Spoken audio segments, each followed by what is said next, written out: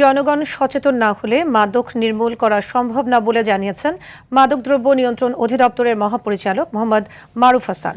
দুপুরে মাদকদ্রব্য নিয়ন্ত্রণ অধিদপ্তরের এক প্রেস ব্রিফিংয়ে তিনি এসব কথা বলেন। ডিজি বলেন, চাহিদা থাকায় প্রতিবেশী রাষ্ট্র থেকে প্রতিনিয়ত মাদক ঢুকছে দেশে।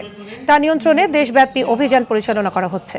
রবিবার রাতে রাজধানীর ওয়ারি থেকে 2 লাখ ইয়াবা ট্যাবলেট সহ একজনকে গ্রেপ্তার করেছে বলেও জানান তিনি।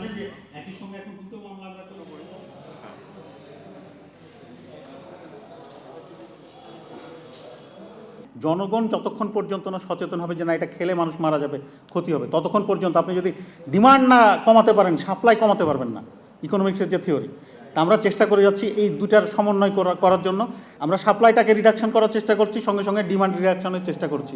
গণপ্রজাতন্ত্রী বাংলাদেশ সরকার যে উদ্যোগ নিয়েছেন এবং যে নির্দেশনা দিয়েছেন সেটার প্রেক্ষিতে আমরা আমাদের শতভাগ টিমকে কার্যকরভাবে মাঠে ইনপ্লেস রেখেছি এবং প্রতিনিয়ত অভিযান চলছে।